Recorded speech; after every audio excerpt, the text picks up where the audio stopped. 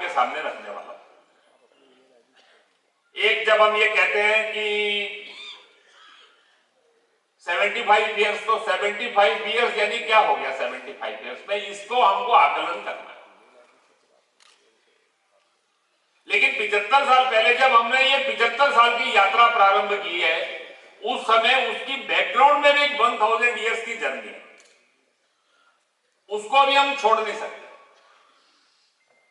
वो 1000 वर्ष का जो बैकग्राउंड है, वो जो पृष्ठभूमि है, उसका भी हमको ध्यान करना पड़ेगा। उस 1000 वर्ष की पृष्ठभूमि में 75 वर्ष पहले हमने यात्रा प्रारंभ की थी। आज 75 ईयर्स बाद हम कहीं पर खड़े हैं। अब हमको आगे का रास्ता तलाशना। जब ये सारा स्वाधीनता के अमृत महोत्सव की चर्चाएं प्रारंभ हो रही थी,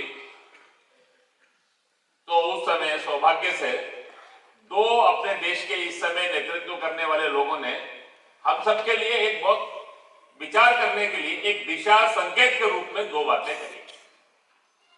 एक, संघ के सरसंघ चालक पूज्य सरसंघ चालक मोहन भागवत जी का विजयदशमी पर भाषण होता है, उद्बोधन होता है, वो सारे देश के लिए होता है। उन्होंने इस स्वाधीनता के अमृत महोत्सव की चर्चा करते हुए कहा कि आज से 75 वर्ष पहले हमने स्वाधीनता से स्वतंत्रता की यात्रा प्रारंभ की। ये सबके लिए सोचने का विषय है। हमने यात्रा प्रारंभ की यानी क्या किया? हम स्वाधीन हुए थे, स्वतंत्र नहीं। 75 ईयर्स बिफोर हमने अपनी जो जर्नी प्रारंभ की थी, हम स्वाधीन हो रहे थे, स्वतंत्र नहीं। इसी कालखंड के अंदर जिस समय इस स्वाधीनता के 75 वर्ष आजादी के अमृत महोत्सव की घोषणा अपने भारत के वर्तमान प्रधानमंत्री जी कर रहे थे, माननीय श्री नरेंद्र मोदी जी, तो उन्होंने अपने उस उद्बोधन के अंदर सारे देश का आह्वान करते हुए कहा कि अभी जो पीरियड चल रहा है, ये देश का अमृत काल है। उन्होंने ये 75 ईयर्स की जर्नी जो हमारी पूरी हो रही है, इस पूरी जर्नी होते समय आज हम कहां खड़े हैं? ये अमृत काल क्या होता है? रात का अंधकार जब मिटता है और अभी प्रकाश पूरा आता नहीं, वो अंधकार का जो वातावरण है वो धीरे धीरे करके और उजाले की ओर बढ़ रहा होता है। चारों तरफ एक ताजगी का अनुभव होता है, पक्षी चहचहाना प्रारंभ करते हैं, वातावरण के अंदर एक जीवंतता ये दिखाई देना प्रारंभ करती है। धीरे धीरे करके समाज में एक एक करके चारों तरफ सक्रियता का वातावरण बनना प्रारंभ होता है, उसको कहते हैं अमृत काल। उस समय व्यक्ति अपने को तैयार करके पूरी ताकत के साथ क्रियाशील होकर काम की दिशा में आगे बढ़ता है। और इसीलिए उन्होंने कहा कि इस 75 वर्ष में हमने बहुत कुछ प्राप्त किया है। अभी ये अंधकार छट रहा है, अंधकार में से लालिमा स्पष्ट दिखाई दे रही है। इस लालिमा में से उगते हुए सूर्य का आभास भी सबको हो रहा है। जब ये सूर्य पूरी तरह से प्रखर होगा तो पूरे विश्व को आलोकित करेगा, उसके संकेत भी होने प्रारंभ हो रहे हैं। लेकिन ये करना है तो we have to resolve for next 25 years. आने वाले 25 वर्षों के लिए हमको अपना निश्चय करना होगा। जब हम कहते हैं कि we have to resolve for next 25 years, उन्होंने कहा कि इस देश के अंदर कम से कम एक 2-3 पीढ़ियां ऐसी हैं जो 25 साल बाद भारत की आजादी के 100वें वर्ष को भी मना रही होंगी। उस 100वें वर्ष के अंदर भारत कैसा होगा, उसका सपना देखना और उसको पूर्ण करने के लिए अपनी अपनी भूमिका को निश्चय करना, यह भी आज का काम है। वास्तव के अंदर हमारी अधिवक्ता परिषद की यात्रा जब ये इररिलेवेंट रेलिवेंट से प्रभावी होते हुए विजय की ओर, यशस्विता की ओर आगे बढ़ रही है, ये कालखंड के अंदर दो बातें और विचार करने की है। 75 वर्ष बाद देश का अमृत काल प्रारंभ हो रहा है और आने वाले 25 सालों में स्वाधीनता से स्वतंत्रता की यात्रा हमने जो प्रारंभ की थी वो हमको पूरी करनी है। लेकिन ये स्वतंत्रता की यात्रा जो पूरी करनी है तो उसको लेकर अपने को स्पष्टता चाहिए। ये स्पष्टता कैसे मिलेगी? स्पष्टता को करना है तो 3 बातों का चिंतन करना पड़ेगा। एक, हमको ये सारी यात्रा नकारात्मकता में से प्रारंभ नहीं करनी, हमको ये सारी यात्रा एक पॉजिटिविटी में से, समाज जीवन के अंदर एक कंस्ट्रक्टिव भाव से हमको समाज में कुछ करना है। और इसलिए इस 75 वर्ष में हमने क्या किया, एक बार इसका स्मरण करना। ये 75 वर्ष में हमने क्या किया, इसका स्मरण करना, उसके आधार के ऊपर अपनी एक पॉजिटिव एंड कंस्ट्रक्टिव अप्रोच के साथ हमको आगे बढ़ना। दूसरी बात, हमको जब आगे बढ़ना है तो आगे बढ़ने के लिए क्या करना, इसको ध्यान रखने के लिए इससे पहले हमको समझना है कि अपने देश के अंदर इस 75 वर्ष में हमने बहुत कुछ प्राप्त किया है, लेकिन इस 75 वर्ष बाद भी आज इस देश के अंदर बहुत सारी शक्तियां सक्रिय हैं, जो शक्तियां हमको आगे बढ़ते देखना नहीं चाहती। वो क्या कर रही हैं, उसके बारे में भी हमको स्पष्ट होना। अगर हम उनके प्रति स्पष्ट नहीं होंगे तो फिर हम कभी उनका मुकाबला कर नहीं पाएंगे। तो वो कौन सी चुनौतियां हैं, वो कौन से चैलेंजेस हैं जिनसे हमको पार पाना है। और तीसरी बात, वो जो मैंने कहा कि 1000 वर्ष की पृष्ठभूमि में जो कुछ हुआ, जिसके आधार पर हमने आगे बढ़ने का तय किया है, तो हमको क्या करना है ये अपने को समझने की आवश्यकता है। वो करने का रास्ता क्या होगा, ऐसी तीनों बातों का विचार हमको इस अधिवेशन के अंदर करना। इस सत्र के अंदर आपके सामने मैं ये 3 विषय मुख्य तौर के ऊपर रखने का प्रयास करूंगा। 75 इयर्स में हमने क्या प्राप्त किया, इसको अगर कहना हो तो उसको लेकर बहुत कहने की आवश्यकता नहीं है, वो सबको ध्यान में है। तो भी कभी कभी अपने मन के अंदर एक क्लियरिटी नहीं रहती, इसलिए एक 1 2 3 ऐसे एक 5-6 बातें छोटी छोटी मैं आपके सामने रखूंगा। वास्तव में एक बड़ी गर्व करने लायक ये यात्रा है। इस 75 वर्ष में हम अपनी उपलब्धियां क्या मान सकते हैं, तो हमारी सबसे पहली उपलब्धि है, इस देश के अंदर स्वाधीनता के बाद हमने अपने देश के लिए एक विशेष जो हमारी योगदान है वो है भारत का संविधान। वास्तव में ये भारत का संविधान, ये हमारे लिए गर्व करने लायक बात है, दूसरों के लिए भी प्रेरणा की बात है। जब मैं ये कहता हूं कि संविधान में गर्व करने लायक बात क्या है, तो सबसे पहली बात यह है कि इस संविधान के अंदर हमने 2-3 बातें जो बहुत महत्व की हैं, जो भारत की आत्मा का प्रकटीकरण करती है। पहली बात, हम जब संविधान को अपने को अर्पित कर रहे थे, उस समय हमने प्रीएम्बल में अपना परिचय दिया। अपना परिचय क्या किया, हमने अपने आप को कैसे आइडेंटिफाई किया, हमने कहा we the people of India, हम भारत के लोग। ये जो हम भारत के लोग हैं, इसके अंदर भारत की हजारों वर्षों की यात्रा है। हमने अपनी पहचान जाति के साथ नहीं, भाषा के साथ नहीं, प्रांत के साथ नहीं, मतपंथ के साथ नहीं। हमने कहा आज के बाद हमारी केवल एक आइडेंटिटी है। हजारों वर्षों से भारत की एकात्मता का सूत्र यही है, 1 नेशन 1 पीपल 1 संस्कृति। एक राष्ट्र, एक जन, एक संस्कृति, हमारी एक आइडेंटिटी है। Language is an important part of identity, religion is an important part of identity, in which area I live, that territory, geographical area is also an important part of my identity. लेकिन कोई एक भौगोलिक क्षेत्र, कोई एक मतपंथ, कोई एक भाषा मेरी एकमात्र आइडेंटिटी नहीं हो सकती। हमारी एक ही आइडेंटिटी है, हम भारत के लोग। ये वास्तव में हमारे प्रियम्बल की सबसे खास बात। 1000 साल के अंदर इस देश के अंदर एक ऐसी व्यवस्था खड़ी हो गई, जिस व्यवस्था में सामाजिक न्याय नहीं था, जिसमें भेदभाव था,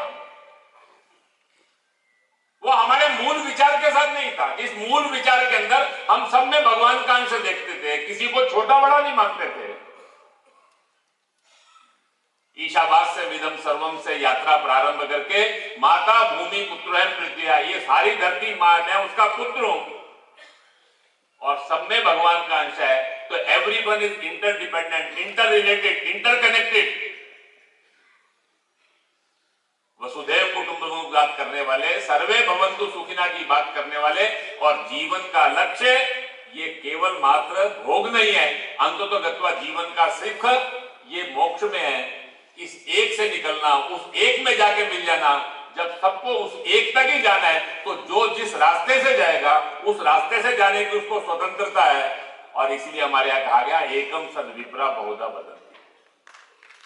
ये भारत का चिंतन था। हजारों वर्षों की भारत की यात्रा ये इस यात्रा की थी, जिसके अंदर बंधुता, समानता, हम अलग थे ही नहीं, ये अंतर्निहित थी। लेकिन हजार वर्ष के अंदर इस देश के अंदर समाज में समानता नहीं रही, समाज में सामाजिक न्याय नहीं रहा, समाज के अंदर एक भेदभावपूर्ण व्यवस्थाएं खड़ी हो गई। इन सब में से निकलकर हमने कहा हमारे इस संविधान का उद्देश्य है to attain justice, equality and liberty. लेकिन सबसे महत्व की बात है ये to attain justice, equality and liberty है, उसके साथ हमने 3 प्री कंडीशन भी रखी। वो 3 प्री कंडीशन थी प्रमोटिंग फ्रेटर्निटी। ये जो जस्टिस है, ये जो इक्वलिटी है, इसका आधार क्या होगा? बंधुता। हम सब बंधु है, हम सब एक है, हम सब भारत माता की संतान है, आपस में सगे भाई है, हमारा एक खून का रिश्ता है। ये जो भातृभाव है, ये जो सेंस ऑफ फ्रेटर्निटी है, ये जो बंधुता है, it is our precondition. हमारी प्री कंडीशन है डिग्निटी टू द इंडिविजुअल, और केवल इंडिविजुअल नहीं, unity and integrity of the nation. ये दोनों बातें साथ। हमने अपने देश के अंदर रास्ता कौन सा होगा हमारा? जब भारत में भारत का संविधान बन गया है तो जस्टिस, इक्वलिटी और लिबर्टी को जो अटेन करना है, what will be the path for that? उसके लिए एक ही प्री कंडीशन है, हम इस देश में ऐसा कुछ नहीं करेंगे जिससे बंधुता टूटती हो, व्यक्ति का सम्मान कम होता हो। हम ऐसा कुछ नहीं करेंगे जिससे इस राष्ट्र की एकात्मता और अखंडता को खतरा पहुंचता। ये हमारे संविधान के प्रिएम्बल के अंदर हमने जो रखा वो भारत की मूल भावना है। वो हजारों वर्षों की हमारी जो भावना है उस भावना के अनुरूप है। और सबसे बड़ी विशेष बात, भारत के अंदर हमने, भारत का बहुत समय से एक चिंतन रहा है, हमारा एक बहुकेंद्रित समाज रहा है। हमारे समाज के अंदर सब सत्ता के अनेक केंद्र रहे हैं, सबकी अपनी अपनी शक्तियां हैं, सबकी अपनी अपनी भूमिका है, सब अपने अपने में स्वायत्त स्वतंत्र है। भारत के अंदर धार्मिक सत्ता, आर्थिक सत्ता, सब सत्ताएं ऐसी रही। और इसीलिए संविधान बनाते हुए राज्य की व्यवस्था के अंदर भी हमने सेपरेशन ऑफ पावर्स, हमने वो सेपरेशन ऑफ पावर्स को स्वीकार किया। वो केंद्र, राज्य, स्थानीय स्वशासी संस्थाएं, चाहे उनका विषय हो, चाहे वो विधायिका, न्यायपालिका, कार्यपालिका का विषय हो, चाहे समाज जीवन के अंदर समाज के जनमत निर्माण करने वाले इंस्टीट्यूशन हो, कोई किसी के अंदर हस्तक्षेप नहीं करेगा, सबका अपना दायित्व है। ये जो सेपरेशन ऑफ पावर्स है, ये हमारे यहां भारत के अंदर कभी भी किसी एक केंद्र के अंदर अत्यधिक ताकत होना, ये हमारा चिंतन नहीं। भारत का चिंतन हमेशा ये रहा है। इस 75 वर्ष में हमारी सबसे बड़ी उपलब्धि है जब हमने अपनी यात्रा अपने द्वारा और प्रारंभ की। हमको अपना संविधान देना था, तो भारत के हजारों वर्षों के चिंतन को हमने इस संविधान के अंदर प्रकट करने का प्रयास किया। हमारे यहां अधिकारों के लिए फेमिनिस्ट मूवमेंट नहीं चले, हमारे यहां कोई प्रोलेटरिएट और बुर्गेस की लड़ाई नहीं चली। दुनिया के अंदर भारत एक अद्भुत देश है जिसके अंदर affirmative actions for the weaker sections है। ये जो बड़े प्रगत राष्ट्र अपने आप को कहते हैं, अमेरिका, ब्रिटेन, यूरोप के, फ्रांस के, कनाडा, ये सारे के सारे देश 200, 300, 400 साल पुरानी अपनी डेमोक्रेसी कहते हैं, लेकिन महिला को वोट देते हुए किसी भी देश के 100 साल पूरे नहीं हुए। इन देशों के अंदर व्हाइट्स को वोट का अधिकार था, ब्लैक्स को नहीं था, व्हाइट एंड ब्लैक को हो गया, इंडिजिनस पीपल को नहीं था। कनाडा के अंदर एशियन इंडिजिनस पीपल, इन दोनों को 1960 में पूर्ण वोटिंग राइट्स मिले। वो हमको जो डेमोक्रेसी का उपदेश देते हैं उनको भारत की ओर देखना चाहिए। हमारे यहां किसी को अपने अधिकारों के लिए legally and constitutionally everyone was one. जब भारत का संविधान आया सब एक हो गए। हमारे यहां किसी को संघर्ष नहीं करना पड़ा। और केवल इतना नहीं, भारत के अंदर affirmative action for the weaker section, समाज में जिनकी भागीदारी नहीं है वो भागीदारी को सुनिश्चित करने के लिए आरक्षण जैसे प्रावधान किसी को लग सकता है। इसी के कारण से आज हम कह सकते हैं इस भारत के संविधान के कारण से सारे देश के अंदर भारत एक ज्यादा इंटीग्रेटेड और भारत एकात्म रूप में धीरे धीरे करके उभरता हुआ दिखाई दे। इस स्वाधीनता के 75 वर्ष के अंदर भारत की दूसरी बहुत बड़ी उपलब्धि है एक वाइब्रेंट डेमोक्रेसी, एक सशक्त जीवंत लोकतंत्र। उसका कारण है ये लोकतंत्र हमारे स्वभाव में था। हमारे यहां व्यवस्था में राजा रहा होगा। राजा हमारे यहां वो भारत के अंदर फ्यूडलिस्टिक सिस्टम नहीं था जो यूरोप में कभी था। हमारे यहां वो कल्पना नहीं थी। हमारे राज्य की व्यवस्थाएं होती थी, लेकिन सब व्यवस्थाओं के मूल में एक लोकतंत्र, एक सर्वानुमति, एक सबके मत का सम्मान, यह हमारे समाज की स्वभाव में, हमारी आत्मा में निहित था।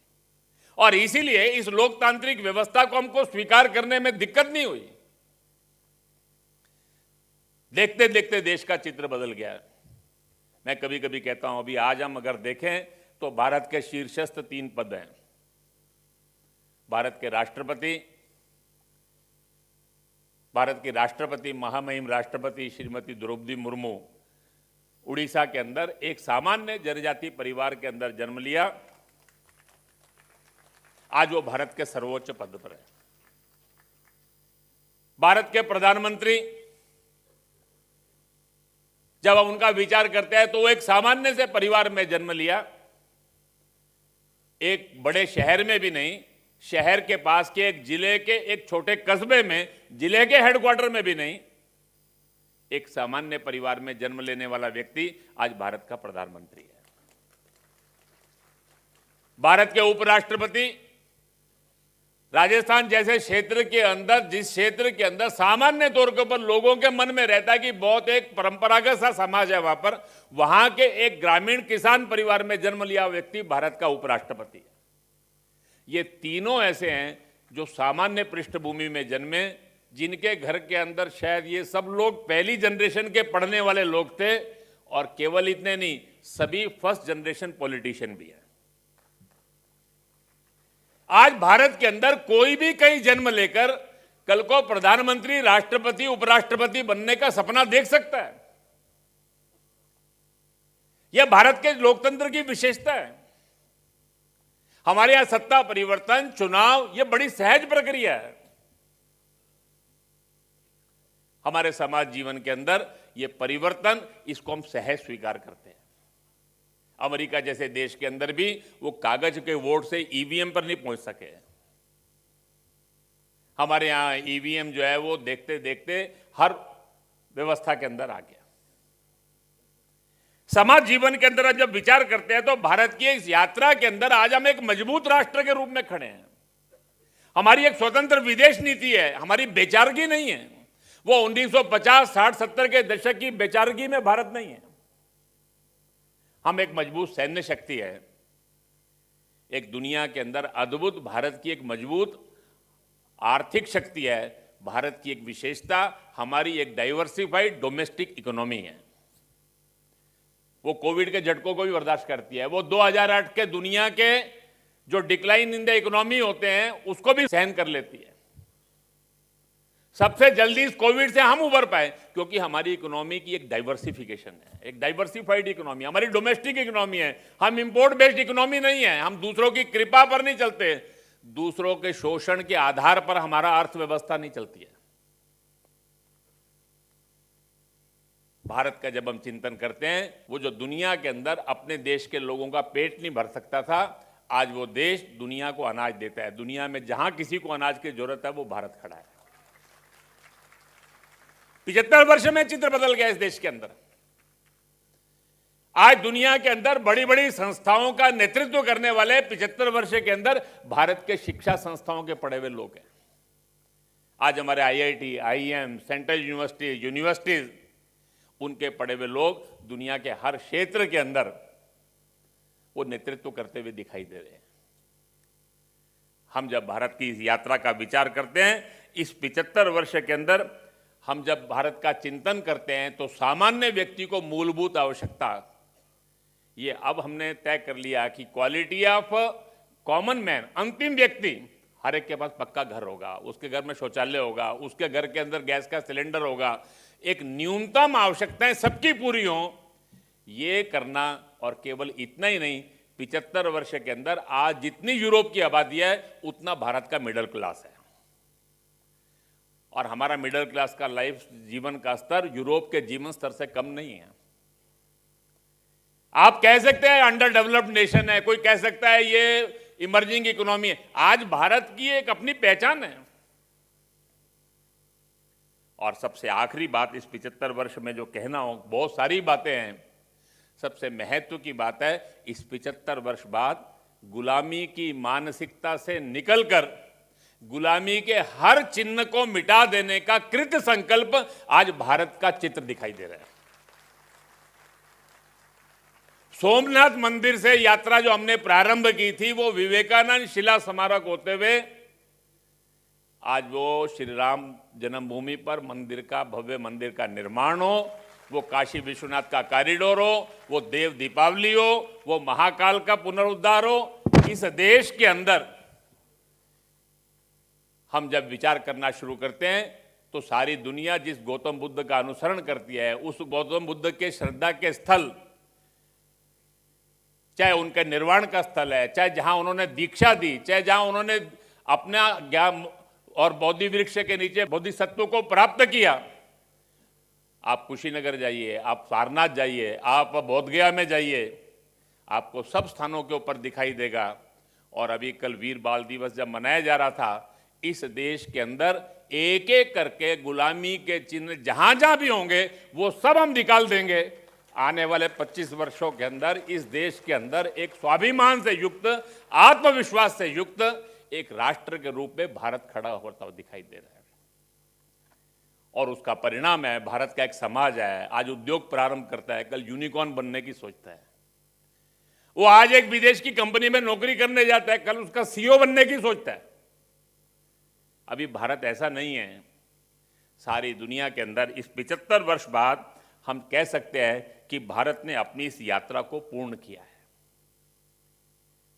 मैं जब ये कह रहा हूं कि हम आज अब चिंतन को प्रारंभ कर रहे हैं, तो इस चिंतन को प्रारंभ करते हुए पहली बात, हर समय अपने मन के अंदर एक आत्मविश्वास चाहिए कि इस 75 वर्ष के अंदर हमने बहुत कुछ प्राप्त किया है, लेकिन जो आने वाले 25 वर्षों में हमको करना है, इसको भी हमको समझने की जरूरत है। आज सारे देश के अंदर एक आत्मविश्वास से युक्त, गुलामी की मानसिकता से मुक्त समाज के अंदर अद्भुत सक्रियता से ओतप्रोत समाज अपने समाज राष्ट्र को बदलने के लिए खड़ा है। लेकिन दुनिया के अंदर केवल भावनाओं से काम नहीं होता। हमको थोड़ा समझना पड़ेगा इस सारे समय के अंदर पिछले 1000 वर्ष में क्या हुआ और आज कौन सी चुनौतियां हैं। एक बैकग्राउंड है, जिस बैकग्राउंड में से हम चले हैं, उस बैकग्राउंड में बहुत सारी चीजें हमारी ऐसी हैं जो छूट गई, बहुत सारी चीजें हमारी ऐसी हैं जो हमारी नहीं थी, हमारे में आ गई। उसको भी समझना है। अभी दुनिया की कौन कौन सी ताकतें हैं जो इस देश के अंदर हमको आगे बढ़ते देखना नहीं चाहती, वो शक्तियां कौन सी हैं, उन शक्तियों के स्वरूप क्या है, उनके एजेंडा क्या है, वो क्या करना चाहते हैं, ये भी हमको समझना है। ये दोनों हम समझेंगे तो फिर हमको क्या करना है ये भी ध्यान में आएगा।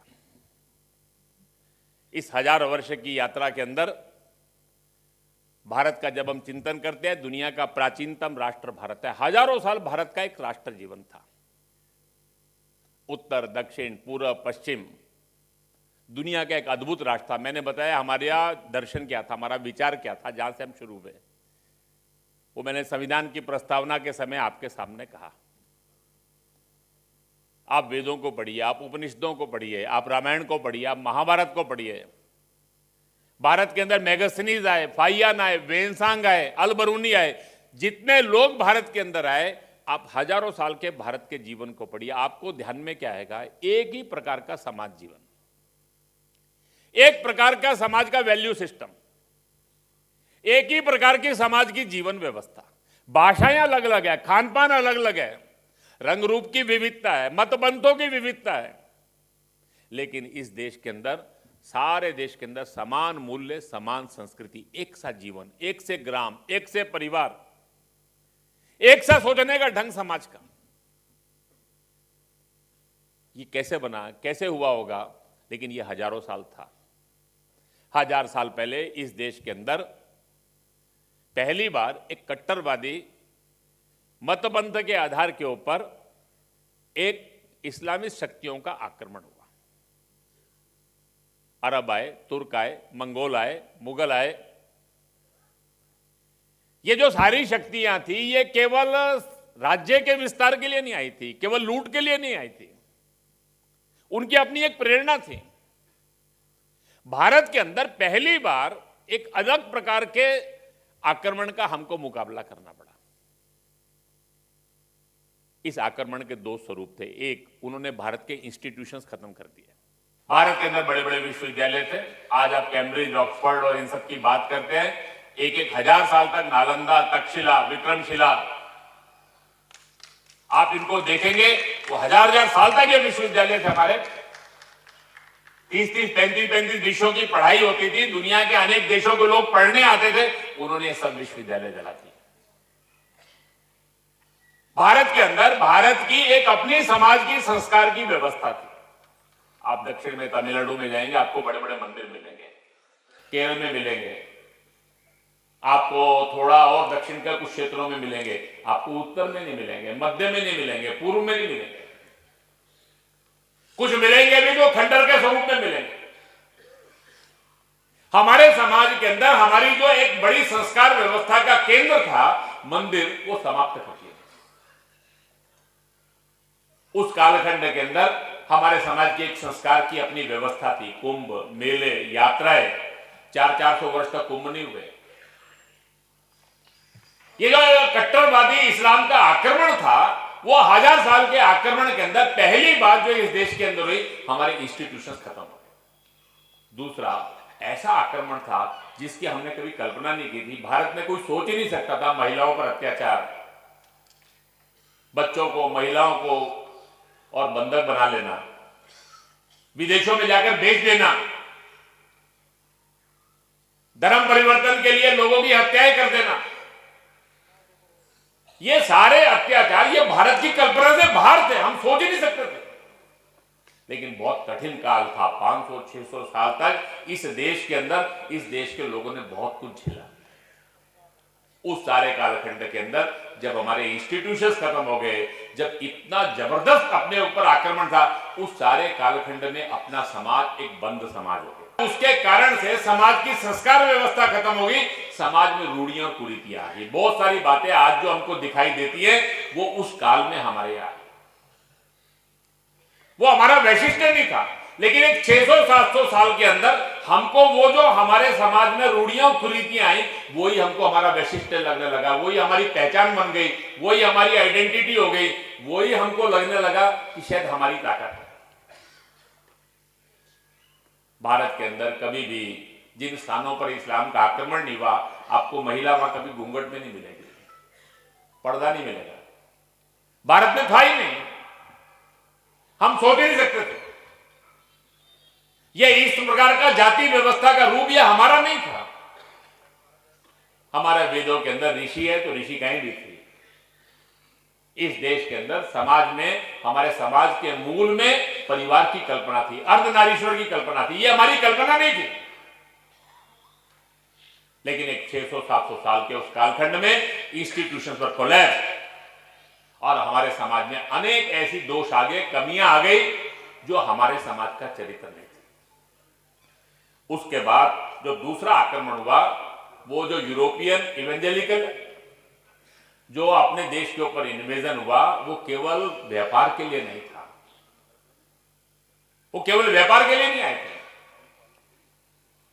ये पुर्तगीज, ये स्पेनिश, ये फ्रेंच, ये डच, ये ब्रिटिश, ये केवल भारत नहीं आए, ये अमेरिका गए, ये दक्षिणी अमेरिका में गए, अफ्रीका में गए, ऑस्ट्रेलिया में गए, न्यूजीलैंड में गए। वहां क्या किया इन्होंने?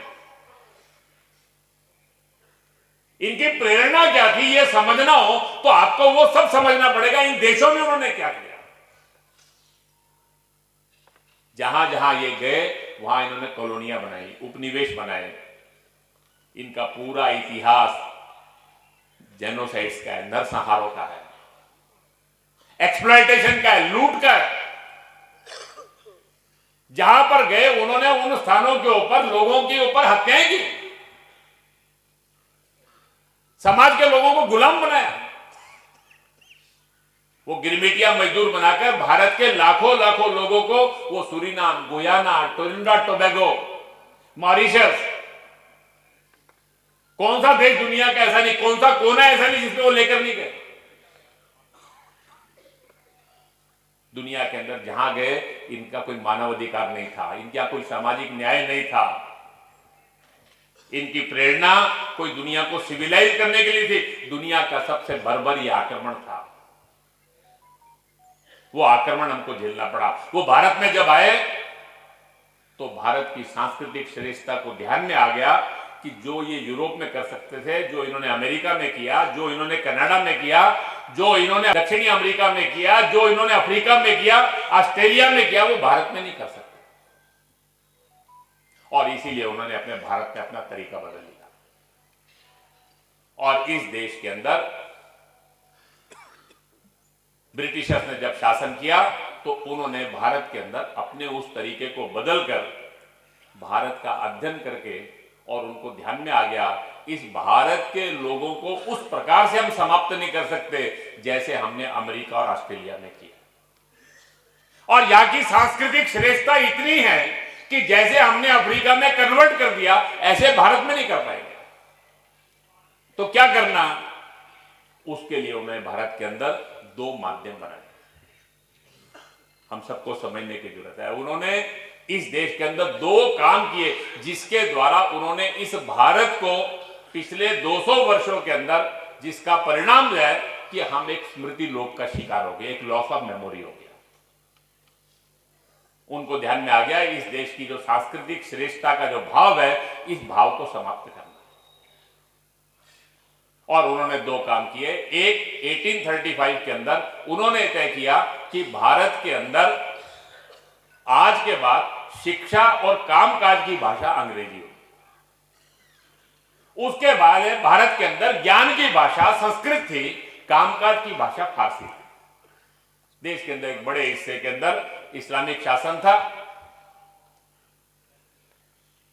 जैसे ही ये दो बातें उन्होंने तय की कि पहली बात कि भारत से शिक्षा की भाषा, ज्ञान की भाषा, नौकरी की भाषा ये कौन सी होगी? तो अंग्रेजी होगी। तो परिणाम क्या हुआ? हमारे उत्तर भारत में एक कहावत पढ़ते दिया है, पढ़े फारसी बेचे तेल। कि आप फारसी पढ़ लोगे तो आप क्या करोगे? बहुत बार होता है ना, कोई कहता है मैं संस्कृत पढ़ना है, उनने क्या क्यों पंडित बनना है क्या? कर्मकांड करना है क्या? ज्योतिषी बनना है क्या? यही दिमाग में आता है। भारत की हजारों हजारों साल की ज्ञान की संपदा, दुनिया की सबसे ज्यादा 80% पांडुलिपियां, स्क्रिप्चर्स, ये भारत के अंदर है। लेकिन उन्होंने इस देश के अंदर ज्ञान की भाषा बदल दी। दूसरा, उन्होंने इस देश के अंदर अपने लीगल एंड जुडिशियल सिस्टम्स जो थे वो लेकर, उसके आधार पर उन्होंने भारत के समाज के ताने बाने को तोड़ दिया। शिक्षा के आधार के ऊपर समाज के अंदर उन्होंने समाज को आत्मविस्मृति में ले गए और लीगल एंड जुडिशियल सिस्टम्स के माध्यम से भारत को टुकड़ों के अंदर बांट दिया। हम जब इस स्व की यात्रा को पूरा करना चाहते हैं तो हमको समझना पड़ेगा कि वो लीगल जुडिशियल सिस्टम्स क्या थे, भारत के क्या थे, हजारों साल भारत जिन पर चला वो क्या थे, और उन्होंने जो लाए उनकी प्रेरणा क्या थी, उनकी खोखलापन क्या था, उनकी वास्तविकता क्या थी, ये सब समझने की जरूरत है। और उसका परिणाम है स्वाधीनता का जो ये आंदोलन था। इस स्वाधीनता के आंदोलन की यात्रा को मैं हमेशा कहता हूं कि ये 3 भागों में थी। एक, इस देश के अंदर स्वाधीनता का ये संघर्ष था। अंग्रेज जब भारत के अंदर आए उस समय इस देश के अंदर धीरे धीरे करके इस इस्लामिक इन्वेजन से हम विजय प्राप्त कर चुके थे। कट्टरपंथी मतांध जो सत्ता में बैठी शक्तियां थी वो धीरे धीरे परास्त हो रही थी और समाज के स्तर के ऊपर मुसलमान धीरे धीरे करके भारत के हिंदू समाज के साथ समरस हो रहा था। यह हमारे समाज का चित्र था। धीरे धीरे करके भारत के मतबंतों की तरह समाज के स्तर के ऊपर इस्लाम मुस्लिम समाज जो है वो बाकी समाज जैसा हो रहा था। एक सा खान पान था, एक सी वेशभूषा थी, केवल अंतर था तो थोड़ा बहुत अपनी पूजा पद्धति, कुछ रिचुअल्स का, ये समाज के स्तर पर था। लेकिन अंग्रेजों ने इस देश के अंदर अपना जब व्यवस्था बनाई, उस व्यवस्था के द्वारा उन्होंने इस देश को टुकड़ों में बांट दिया। उसके कारण से अपना देश, अपनी मेमोरी जो है वो पिछले हजारों वर्षों से हम अलग हो गए। समाज के अंदर एक आत्महीनता, आत्मनिंदा की वृत्ति ये खड़ी हो गई। स्वामी विवेकानंद जी कहा करते थे, ये कैसी शिक्षा है कि एक बच्चा स्कूल में पढ़ने जाता है। 1885 में इस ब्रिटिश शिक्षा के 50 साल पूरे हुए। उस समय उन्होंने एक स्थान पर भाषण देते हुए कहा, उनने कहा पहले दिन वो पढ़ने के लिए जाता है तो वो अपने माता पिता को नकारना शुरू करता है। दूसरे दिन, दूसरे वर्ष जो है इस पढ़ने से निकलने वाला व्यक्ति जब होता है, एक 2-4 साल बाद अपने दादा दादी परदादा उनको वो सनकी और पागल समझना शुरू करता है। वो ल्यूनेटिक मानना शुरू करता है उनको, वो बेकी बेकी जैसी बातें कर रहे ऐसा समझना शुरू करता है। और एक 5-7 साल बाद वो अपने स्क्रिप्चर्स को नकारना शुरू कर देता है। और फिर और 5-7 साल बीतते हैं तो इस देश की सारी विशेषताओं को वो छोड़ना और उसको प्रति एक हीन भावना उसके अंदर खड़ी हो जाती है।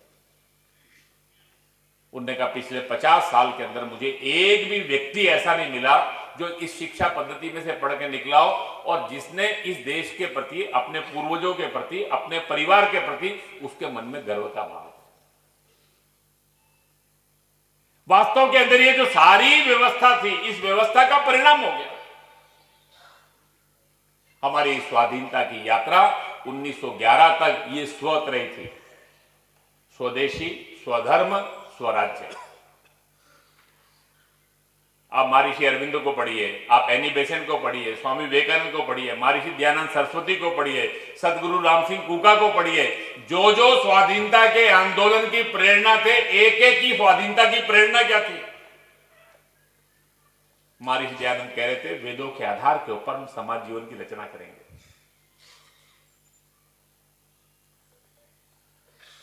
महर्षि अरविंद कह रहे थे spirituality is the only politics for me. Gurudev Rabindranath Tagore कह रहे थे उस कालखंड के अंदर दुनिया के अंदर हर राष्ट्र का एक सेपरेट क्वेश्चन पेपर है। कोई राष्ट्र दूसरे के प्रश्न पत्र के उत्तर को और कॉपी करके भगवान के इस प्रश्न पत्र की परीक्षा में सफल नहीं हो सकता। दुनिया के राष्ट्र, उनका केंद्र राज्य है, हमारा केंद्र समाज है। हमारा समाज आधारित राष्ट्र है। ये हमको समझना चाहिए। स्वाधीनता की सारी प्रेरणा जो थी हमारी वो स्वत रही थी। 1911 के अंदर जो बंग विभाजन को स्वीकार नहीं किया, 36 वर्ष बीतते बीतते 1947 तक आते आते जैसे तैसे आजादी इसको प्राप्त करना। 1947 के अंदर हमने अपनी जब ये स्वाधीनता की यात्रा प्रारंभ की, उस स्वाधीनता की यात्रा प्रारंभ करते समय तक आते आते इस देश के अंदर अनेक प्रकार के भ्रम बन गए। अनेक प्रकार के भ्रमों के कारण से हम अपनी यात्रा को जहां से शुरू करना चाहते थे वो कर नहीं पाए।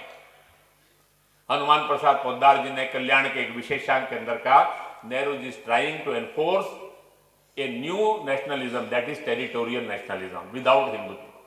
वो एक ऐसा नेशनलिज्म प्रमोट कर रहे थे। गांधी जी के पास, पूज्य महात्मा गांधी के पास उस समय नेहरू जी और कुछ लोग गए ड्राफ्ट लेकर संविधान का। उन्होंने प्रश्न किया इसके अंदर गांव और पंचायत कहां है? गौ सेवा गोरक्षा कहां है? हिंद स्वराज आपने पढ़ा है क्या? नेहरू जी ने उनको एक पत्र लिखा, उस पत्र के अंदर लिखा हिंद स्वराज मैंने बहुत पहले पढ़ा था, लेकिन जब मैंने पढ़ा था तब भी मुझे वो बहुत अनरिलेटेड लगा था। वो आजकल के हिसाब से रिलेटेड नहीं है, व्यवहारिक नहीं है। और मेरा एक मानना है कि villages are culturally and intellectually backward, कि गांव जो होते हैं वो सांस्कृतिक और बौद्धिक रूप से पिछड़े होते हैं। और नो कंट्री कैन, उन्होंने कहा दुनिया का कोई देश can improve, can develop themselves in that backward environment. अगर देश की तरक्की करनी है तो इस बैकवर्ड एनवायरमेंट से बाहर निकलना पड़ेगा। वो दुर्भाग्य से वो जो कालखंड था, जब हमारी स्वाधीनता की यात्रा हुई, उस अंग्रेजी शिक्षा में से पढ़ के निकले हुए अनेक लोग नेतृत्व में वो आए जिनका भारत से संपर्क हुआ। आज हम जब अपने देश की यात्रा को आगे बढ़ाने की सोच रहे हैं तो हमको ये भी विचार करना पड़ेगा इस 1000 साल के अंदर ये दो शक्तियों के आक्रमण में क्या हुआ। दो शक्तियां और है दुनिया में जो आज सक्रिय है, जिनका प्रभाव दुनिया में नहीं केवल भारत में ही नहीं, दुनिया के सब देशों में दिखाई दे रहा है। दुनिया के अंदर कॉलोनियां समाप्त हो गई, उपनिवेश समाप्त हो गए, कॉलोनियल नेशन नहीं रहे। उस कालखंड के अंदर यूरोप के अंदर कम्युनिज्म आया। कम्युनिज्म दुनिया के अंदर एक अलग प्रकार से वातावरण के अंदर आया। सबको लगता था कि आने वाले समय के अंदर दुनिया का विचार यही श्रेष्ठ है। देखते देखते चाइना कम्युनिस्ट हो गया, रशिया कम्युनिस्ट हो गया, ईस्ट यूरोप के अनेक देश हो गए, क्यूबा हो गया, वियतनाम हो गया, दुनिया के अनेक देश कम्युनिस्ट होते जा रहे थे। उसी कालखंड के अंदर कम्युनिज्म का एक दूसरा रूप दिखाई दिया, वो था रशिया का विस्तारवादी रूप। जिस ढंग से उसने, रशिया ने सेंट्रल एशिया के देशों को गुलाम बनाना प्रारंभ किया, जिस प्रकार से उसने ईस्ट यूरोप के देशों के ऊपर अपना वर्चस्व बनाना प्रारंभ किया, और लोगों ने 1955 में देखा कि हंगरी के अंदर कम्युनिस्ट गवर्नमेंट को हटा दिया तो उन्होंने टैंक चला दिया। तुरंत लोगों को ध्यान में आ गया ये कम्युनिज्म भी एक नए प्रकार का उपनिवेशवाद है जो किसी दूसरे विचार को स्वीकार नहीं करता। और उसके कारण से पूरे यूरोप के अंदर एक जबरदस्त इस कम्युनिज्म के प्रति विरोध खड़ा हुआ। और देखते देखते वेस्ट यूरोप में कम्युनिस्ट पार्टियां समाप्त हो गई। आप देखेंगे आज भी आपको वेस्ट यूरोप में नाम मात्र की कम्युनिस्ट पार्टियां मिलेंगी। उसी समय एक विचारक थे जिनका नाम था एंटोनियो ग्राम्सी। मुसोलिनी के समकालीन थे, इटली के थे। ये जो आज आपको दुनिया के अंदर कम्युनिज्म, माओवाद ये सब दिखाई दे रहा है, जो कल्चरल मार्क्सिज्म दिखाई दे रहा है, ये मार्क्स का नहीं है, ये एंटोनियो ग्राम्सी का। ये ग्राम्सी का जो विचार था, ये विचार दुनिया के अंदर बढ़ना प्रारंभ हुआ। वो ग्राम्सी का जो विचार था कल्चरल मार्क्सिज्म का, उसने क्या कहा? उसने कहा सत्ता के द्वारा दुनिया में कभी क्रांतियां नहीं आएंगी। रशिया के अंदर सत्ता के द्वारा आई, उन्होंने कहा सत्ता में आने के बाद वो जो करना चाहते हैं वो कर नहीं पाएंगे, इतना आसान नहीं है। केवल सत्ता परिवर्तन से क्रांति नहीं आती। क्रांति कैसे आती है? एंटोनियो ग्राम्सी ने उस समय बड़े महत्व से कहा, उसने कहा कि जो क्रांतियां आती है, revolution, they are always cultural. वो कल्चरल रिवोल्यूशन होती है। उन्होंने कहा किसी भी देश के अंदर जो राष्ट्रवाद होता है, जो राज्य होता है, वो जो होता है वो क्या है? तो that is a type of cultural slavery. उसके विचार को समझिए। उन्होंने कहा उसकी एक हेगेमनी है, उसका एक वर्चस्व है, वो हजार सैकड़ों साल से है, वो एक सत्ता के शिखर पर है। That is by consensus. आप उसको जल्दी से मिटा नहीं सकते, आप जल्दी से हटा नहीं सकते। वो किसी भी विपरीत विचार को अपने में हजम कर लेता है। उन्होंने कहा रशिया के कम्युनिज्म को भी वहां का जो पुराना और राष्ट्रवाद का विचार था वो धीरे धीरे हजम कर लेगा। ये एंटोनियो ग्राम्सी ने उस समय उन्होंने कहा अगर दुनिया के अंदर परिवर्तन लाना है, we have to bring revolution that will be cultural.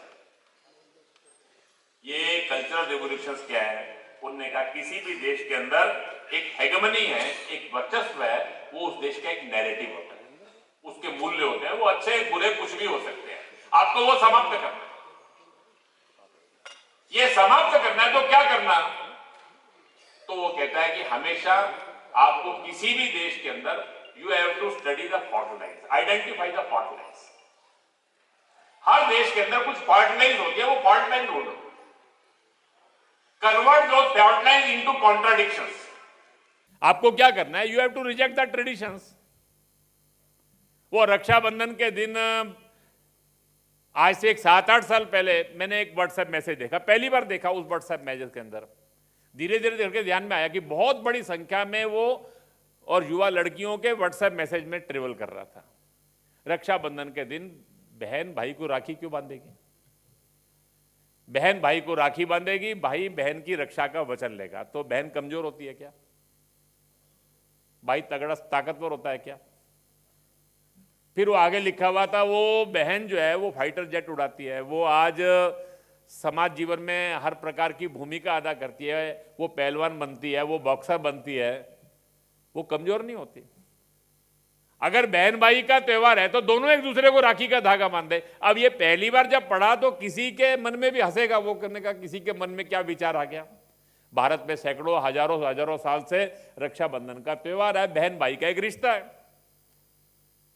लेकिन करते करते करते करते वो हर 5-7-8 साल चलते। पिछले साल मैं देख रहा था, मैंने 50 वीडियो देखे उस दिन, जिसमें बहुत सारी लड़कियां हाथ में कि मैंने इस बार अपने भाई को राखी का धागा नहीं बांधा, मैं कमजोर थोड़ी हूं, वो मेरी रक्षा का वचन क्यों लेकर। You have to reject, you have to reject the traditions.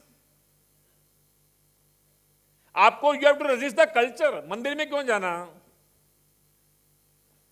वो शादी के अवसर पर दूल्हा घोड़ी पर बैठकर लड़की के घर क्यों जाएगा? विपरीत क्यों नहीं हो सकता? उसके पीछे तर्क कुछ नहीं है। हर बात के ऊपर आप एक प्रश्न करिए, विवाह करना ही क्यों है? क्यों विवाह करना? लिव इन, ये क्यों नहीं हो सकता? ये जो आप बार बार चैलेंज करते रहते हैं, धीरे धीरे करके कहीं एक कंफ्यूजन लगता है, ये भी ठीक हो सकता है, ये भी ठीक हो सकता है, ये भी ठीक हो सकता है, ऐसा भी हो सकता है। अरे ये सेक्सुअल रिस्ट्रेंट क्या होता है? ये संयम क्या होता है? क्यों करना संयम? इस संयम में क्या रखा है? वो विवाह से पहले रिश्ता क्यों नहीं बना लेना? जिस देश के अंदर ब्रह्मचर्य ये इस देश का मूल्य था, समाज जीवन के अंदर ब्रह्मचर्य ये जीवन का सूत्र था, उस देश के अंदर अभी पॉपुलर डिस्कोर्स क्या है? तो शादी से पहले के relations, live in relationship, it is becoming a popular discourse. तो कल्चरल मार्क्सिस्ट ने कहा, ये जो सब हम सुनते हैं, centre for gender studies, centre for women studies, Dalit studies, centre for studies and exclusion, ये आपको करना क्या है? ये सब के पीछे क्या है? You have to resist, you have to reject, you have to rebel, you have to create binaries. समाज में बाइनरीज खड़ी कर दीजिए, बाइनरीज बना दीजिए समाज के अंदर। जितने विद्वेष, राम वर्सेस सीता, राम वर्सेस रावण, आप बाइनरी बनाइए ना। आप समाज के अंदर संघर्ष खड़ा कर दीजिए, ओल्ड वर्सेस यूथ। अरे ये मेरे भाग्य का फैसला, मुझे क्या करना, आप करेंगे क्या? जिंदगी मुझको जीनी है तो फैसला माता पिता क्यों करें? आप पुराने जमाने कि आप कैसे कर सकते हैं, मैं करूंगा ना, मैं ज्यादा समझता हूं, मैं ज्यादा जानता हूं, मेरे फैसले आप करेंगे क्या?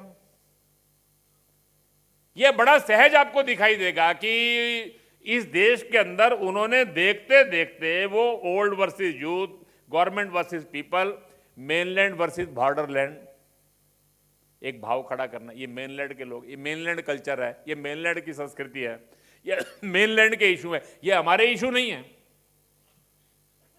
समाज के अंदर कितनी बाइनरीज खड़ी की जा सकती हैं।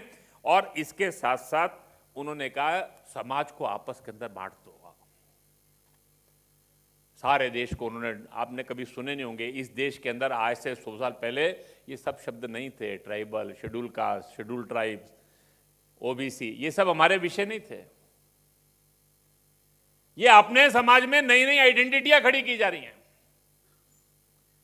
पिछले 100 वर्षों से इस देश के अंदर, समाज के अंदर एक योजनाबद्ध ढंग से, और फिर उसके बाद ये आखिर में ग्रामसी कहते हैं, इतने में भी आप सफल होने पड़े नहीं है। You have to network all the forces that are against this dominant narrative. ये जो डोमिनेंट नैरेटिव है, इसके खिलाफ सबको इकट्ठा कर लो। आप अकेले अकेले मुकाबला नहीं कर सकते। और इसीलिए उसके लिए आइडेंटिफाई आज देश के अंदर एक मूवमेंट खड़ा करने की कोशिश की जा रही है, एक नेटवर्किंग करने की कोशिश की जा रही है। जब आप देखेंगे आपको ध्यान में आएगा, एक ब्रॉड बेस्ड जितने लेफ्ट मूवमेंट्स हैं, नेटवर्किंग ऑफ जितनी फोर्सेस है, वो पॉलिटिकल फोर्सेस हो सकती है, वो रीजनल पार्टीज हो सकती हैं, वो सेपरेटिस्ट मूवमेंट हो सकते हैं, वो एवेंजलिस्ट, इस्लामिस्ट, ये सब हो सकते, सबको एक मोर्चे पर ले आइए। आप इस देश के अंदर देखेंगे धीरे धीरे करके सिविल सोसाइटी इनिशिएटिव्स, ये समाज की सारी शक्तियां, पॉलिटिकल फोर्सेस, सेपरेटिस्ट फोर्सेस, ये सब एक साथ लेकर आना। ये पिछले दिनों हमने जो देखा वो भीमा कोरेगांव था, वो किसान आंदोलन था, वो रोहित वेमुला की दुर्भाग्यपूर्ण घटना पर सारे देश में एक वातावरण खड़ा करने का प्रयास था।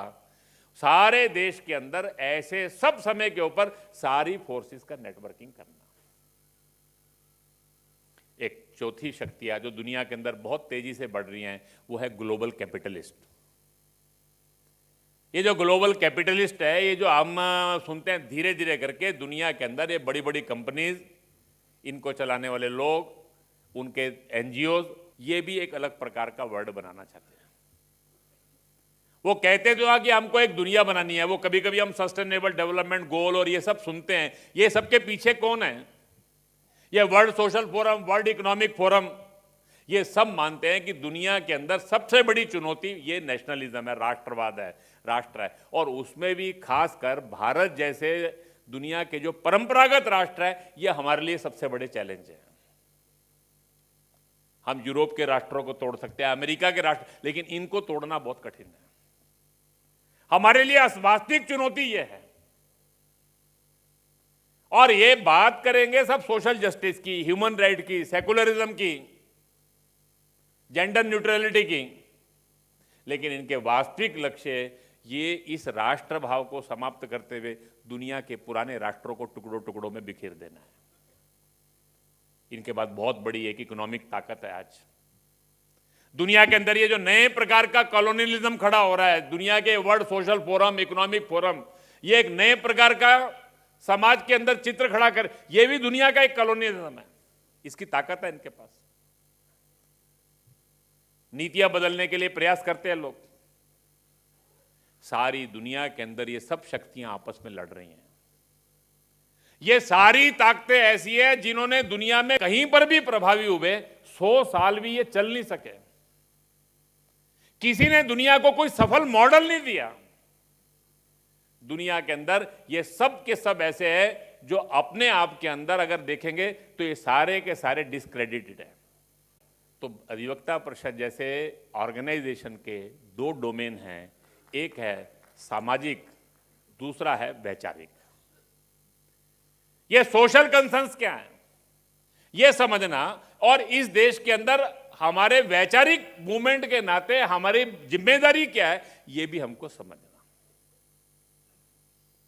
सामाजिक सरोकारों के अंतर्गत 1000 साल में इस देश में बहुत सारी कमियां आ गई, कुरीतियां आ गई, बहुत सारी चीजें हमारी ऐसी हैं जो हमारी नहीं हैं।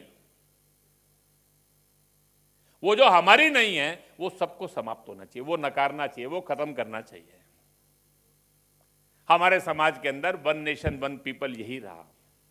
हमारे यहां समाज के अंदर ये जो आज सारा स्वरूप खड़ा हो गया है वो हमारा नहीं था।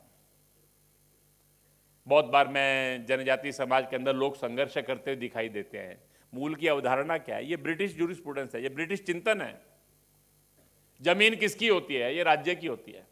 वो विलियम द कॉन्करर ने इंग्लैंड को जीता, 11,000 उसके सैनिक थे। जीतने के बाद इंग्लैंड विलियम द कॉन्करर का हो गया। अब उसको वहां के मेजोरिटी लोगों पे राज्य करना था। ये एंग्लो सेक्सन जो लोग थे ये ब्रिटेन के नहीं थे, ये 1000 साल पहले ग्रीस के पास एक द्वीप से आए। वो 11,000 सैनिकों के आधार के ऊपर उनको राज्य करना था।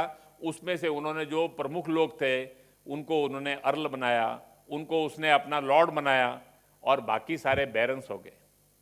11,000 लोगों को जमीन बांट दी, बाकी सब जमीन राजा की। 90% ऑफ द पॉपुलेशन वो वहां गुलाम थी। ये फ्यूडल सिस्टम क्या, ये समझना चाहिए हम। ये यूरोप के सब देशों का हाल था। वहां जमीन आम आदमी के पास नहीं थी। उनका कोई राइट नहीं था, डेमोक्रेसी आ गई, 90% लोगों को कोई वोट देने का अधिकार नहीं था। वो डेमोक्रेसी केवल इन बैरन्स, अर्ल्स और लॉर्ड्स और इन सबकी ही थी। भारत में नहीं, भारत में भूमि भगवान की है, इस पर सबका अधिकार है। हमारे यहां पक्षियों के लिए भी जमीन होती है, पशुओं के लिए भी जमीन होती है, गांव में गाय को चराने के लिए गोचरान की भी जमीन होती है। हमारे यहां भूमि जो है वो भगवान की है, उसके बाद सबको जितनी जितनी अपने उपयोग के लिए चाहिए उतनी होती है। भूमि राजा की नहीं होती, ये हमारा सोच नहीं है। ये अंग्रेजों ने 1860 के बाद जब उनका शासन आ गया तब उन्होंने ये सारा देश ये स्टेट का हो गया। जमीन राजा की होगी, राज्य की होगी। जम्मू कश्मीर के महाराजा हरि सिंह को अपने महल को बनाना था, उस महल के कोने के ऊपर एक झोपड़ी आती थी। वो झोपड़ी को जबरदस्ती वो वहां पर हस्तगत करने लगे। उसने विरोध किया तो राजा ने कहा उनको भी उसको कीमत दो, ऐसे मत करो। उसको कीमत देना शुरू किया, वो कीमत बढ़ती चलेगी, वो इनकार कर दिया उसने। और इतना ही नहीं, उसने राजा पर मुकदमा कर दिया कि आप हमारी जमीन हथियाना चाहते हो। राजा के सामने ही मुकदमा कर दिया। यह बहुत पुरानी बात नहीं है, ये 100 साल भी इस बात को हुए नहीं। महाराजा हरि सिंह के समय महाराजा हरि सिंह ने उसको कहा तुम क्या चाहते हो? उन्होंने कहा आप मेरे पास आकर मांगिए जमीन, मैं ऐसे ही निःशुल्क दे दूंगा, मुझे कोई आवश्यकता ये नहीं है, लेकिन आप जबरदस्ती नहीं ले सकते। ये भारत का मानस क्या है ये समझने की जरूरत है। वो चित्त मानस बदल गया है। हमको इस देश के अंदर हम कब विचार करते हैं सारे, उसमें से आने वाले समय के अंदर हम जब भारत को भारत के जिस रूप में हम खड़ा करना चाहते हैं उस भारत के रूप में हमको खड़ा करना है, तो 1000 साल में बहुत सारी बातें हमारी ऐसी हैं जो हमारी नहीं थी। हमको अध्ययन करना पड़ेगा। और जिन्होंने हमको गुलाम बनाना था, जिन्होंने हमको स्मृति लोप में लेकर गए, उन्होंने क्या किया? मैं एक छोटा सा उदाहरण देकर अपनी बात समाप्त करूंगा। एक बार 1949 के अंदर एक जॉर्ज ऑरवेल नाम के व्यक्ति ने एक उपन्यास लिखा। वो उपन्यास का नाम ही था 1984। वो एक कथानक था। उस 1984 के अंदर वो चर्चा करते हुए, वो सारी एक फिल्म सी कहानी थी सारे, उसमें से कोई एक व्यक्ति सब जगह सारे देश को अपने हिसाब से ढालना चाहता है। तो क्या करना चाहता है? कोई उसका विरोध कर रहा है, वो दोनों का संघर्ष की वो कहानी है। उसके अंदर वो अपने पार्टी के अपने एक नए नए जो रंगरूट आता है उसके साथ उसका नेता का संवाद चल रहा है। हमको क्या करना है, कैसे करना है। वो नया जो रंगरूट आ रहा है वो बात को मान नहीं रहा, वो समझ नहीं रहा, तो उसको वो समझाता है। वो शब्द बोलता है, who controls the past controls the future. कि जो पास्ट को कंट्रोल कर लेता है वो फ्यूचर को कंट्रोल कर लेता है। और फिर वो कहता है, if you want to control the past you have to control the present. Who controls present they can control past. अब ये बड़ा घुमा फिरा के शब्दों में उसको समझ में नहीं आता वो क्या करना चाहता है। वो कहता है कि आप पास्ट को कंट्रोल कैसे कर सकते हैं। ये उससे शब्द पूछता है, पास्ट क्या होता है? ये पास्ट कोई वास्तविकता है क्या? वो उससे प्रश्न करता है कि past has whether past has real existence. वो नेता अपने अनुयायी से पूछता है कि whether past has real existence. उनने कहा नहीं, कोई एग्जिस्टेंस नहीं होता पास्ट का। पास्ट तो हो गया, वो चला गया, अभी उसका कोई एग्जिस्टेंस नहीं है। वो कहता है फिर पास्ट होता कहाँ है? वो कहता है past is always in records. Past कुछ रिकॉर्डों में होता है, कुछ तथ्य, कागज, कुछ पांडुलिपियां, आजकल रेफरेंसेस, ये सब कहते हैं ना, संदर्भ। ये पास्ट किस में होता है? तो वो कहता है कि पास्ट जो है इट जो है वो कहाँ एग्जिस्ट करता है? तो it exist in records, it is written down. फिर वो कहता है पास्ट एग्जिस्ट इन माइंड। वो दिमागों में रहता है, वो मनुष्य के दिमाग के अंदर होता है, उसकी मेमोरीज में रहता है। हजारों हजारों साल तक भारत की मेमोरी थी ना, श्रवण कुमार, युधिष्ठिर, राजा हरिश्चंद्र, राम, कृष्ण, आप कहीं जाएंगे आपको सारे देश के अंदर एक कॉमन मेमोरी मिलेगी। वो कहता है कि पास्ट जो है it exist in records as well in memories in mind. वो कहता है कि अभी तो हमारा शासन है, वी कैन कंट्रोल रिकॉर्ड्स, हम रिकॉर्ड्स को कंट्रोल कर सकते हैं, we can control memories also. वो कहता है रिकॉर्ड तो आप कंट्रोल कर लेंगे, लेकिन मेमोरी कैसे कंट्रोल कर पाएंगे, माइंड को कैसे कंट्रोल कर पाएंगे? वो बोलता है shape the mind, you control the direction. आप दिमाग पे नियंत्रण कर लो, फिर उसके बाद कंट्रोल द डायरेक्शन। उस समाज के दिमाग पर कंट्रोल करके आप उसको एक दिशा के अंदर ले जाओ। वो दिशा क्या है? वो कहता है control their direction and lead them down to a pathway to health. आप उनकी दिशा पर नियंत्रण कर लो और कहां ले जाओ? उसको नरक की ओर ले जाओ। आप उस समाज का पॉपुलर डिस्कोर्स जो है उसको बदल दो, और ये करना है to shape the truth, control media. उसने कहा कि अगर आपको ट्रुथ पे कंट्रोल करना है, you have to control media to shape the truth, to shape future, control education. आप शिक्षा पे नियंत्रण कर लो, रिकॉर्ड्स खत्म ही कर दो, रेफरेंसेस समाप्ति कर दो। You have to create your own references. पिछले 200 साल के अंदर भारत के अंदर यूरोपियन इवेंजेलिकल जो इन्वेजन हुआ, और इस देश के अंदर कल्चरल मार्क्सिस्ट ने यही किया है। They are created their own references. भारत का समाज ये भेदभावपूर्ण है। हिंदू धर्म में इसमें समानता है ही नहीं, महिला के लिए समानता हो ही नहीं सकती। यह मनुवादी है, यह ब्राह्मणवादी है। समाज के अंदर एक विमर्श खड़ा कर दो ना, एक नैरेटिव्स को खड़ा करो, एक रेफरेंसेस को खड़ा करो। उन्होंने बहुत योजनाबद्ध ढंग से 200 साल के अंदर इस देश के अंदर रेफरेंसेस खड़े किए, सेलेक्टिव रेफरेंसेस। आजकल बहुत सारे लोग बोलते हैं, अपने आप को विद्वान कहते हैं, और टीवी पर आकर भी मीडिया में यूट्यूब चैनल्स वगैरह बोलते हैं। उन्होंने कहा हम बिना रेफरेंस के बात नहीं करते। Selective references are never references.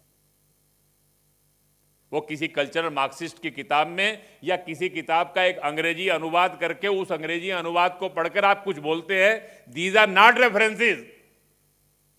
अगर आपको रेफरेंसेस को पढ़ना है तो संस्कृत पढ़िए, पाली पढ़िए, ब्राह्मी पढ़िए, शारदा पढ़िए, आप भारत की पांडुलिपियां पढ़िए, उसमें से निकाल के लाइए व्हाट आर द रेफरेंसेस। ये सेलेक्टिव रेफरेंसेस को कोट करना दूसरे के, और उसके आधार के ऊपर उन्होंने पिछले 200 वर्षों के अंदर सेलेक्टिव रेफरेंसेस के आधार पर नैरेटिव्स बनाए हैं। उन नैरेटिव्स को उन्होंने एकेडमिक्स में लेकर आए हैं, और उस एकेडमिक्स को मीडिया के द्वारा वो समाज के अंदर ले गए। आज इस देश के अंदर दो शक्तियां हैं, दो मोर्चे हैं जिसको हमको मुकाबला करना है, जिसके लिए किए बिना अपना ये वैचारिक आंदोलन कभी सफल नहीं होगा। इस देश के अंदर दो इकोसिस्टम है। एक इकोसिस्टम है फोर्सेस का, Islamist, evangelist, cultural Marxist, global capitalist. ये सारी की सारी शक्तियां एक साथ है, वो सबका उपयोग करती हैं। दूसरा, इस देश के अंदर उन्होंने एक इकोसिस्टम खड़ा किया है सेलेक्टिव रेफरेंसेस का, उस रेफरेंसेस के आधार पर नैरेटिव्स का, नैरेटिव्स के आधार पर एकेडमिक्स का। और unfortunately academics, media, social media, और अभी पिछले दिनों इस टेक्नोलॉजी के ऊपर जिन टेक जायंट्स का कब्जा है, इन सब ने मिलकर इस देश के अंदर और दुनिया के अंदर अपने हिसाब से डिस्कोर्स को चलाना शुरू किया है। अगर हमको इस वैचारिक आंदोलन को जीतना है तो इस वैचारिक आंदोलन के अंदर इस देश को तोड़ने के लिए दो व्यवस्थाओं को उपयोग किया गया, एक एजुकेशन, एक legal and judicial system. Legal and judicial system में भी हमको प्राइमरी सोर्सेज पे जाना पड़ेगा। We have to go to the primary sources, संदर्भों पर जाना पड़ेगा, अपने संदर्भ खड़े करने पड़ेंगे। उन रेफरेंसेस के बेस के ऊपर we have to create our own narratives, और those narratives we have to mainstream in academics. उनको एस्टेब्लिश करना पड़ेगा, एकेडमिक्स का पार्ट लाना पड़ेगा, और थ्रू इंटेलेक्चुअल डिस्कोर्स और media and social media we have to create intellectual and popular discourse. ये करना है तो इसके लिए अपने को एक साधना करनी है। ये 25 वर्षों की यात्रा अपने संगठन की बढ़ाने की, स्वीकार्यता की थी। आने वाले 25 सालों की यात्रा ये परिणाम कारकता की है। जो हम करने चले तो वो हम करेंगे क्या? वो अधिवक्ता परिषद का ये मूवमेंट 25 वर्षों के अंदर यशस्वी होकर सार्थक होगा क्या? भारत के अंदर स्व के आधार के ऊपर हम भारत का जो एक जुडिशियल लीगल सिस्टम खड़ा होते देखना चाहते हैं, वो हम खड़ा करने में कामयाब होंगे क्या? इसके लिए हम सब लोगों को एक साधना की मनोवृत्ति में आना है। और इसीलिए अधिवक्ता परिषद ये 25 साल की यात्रा, 30 साल की यात्रा अपने को प्रारंभ करना, देश भर में जाना, सारे देश में एक स्वीकृति लाना और एक रिकॉग्निशन लाना, इतने तक हमारा पूरा हो गया। अब हमको हमारे जो दो मुख्य काम हैं, we have to address the social concerns और we have to lead this intellectual movement. हमको एक वैचारिक आंदोलन का नेतृत्व करना है और इस देश के सामाजिक सरोकार जो है, उन सामाजिक सरोकारों को हमको एड्रेस करना है, उन सामाजिक सरोकारों की कसौटी पर हमको खरा उतरना है। इसके लिए हम सब लोग अपनी अपनी भूमिका के बारे में विचार करके इस अधिवेशन से जाएं, इतना अनुरोध करके मैं इस अवसर पर अपने इस वक्तव्य को पूर्ण करता हूं। आप सबका हार्दिक धन्यवाद।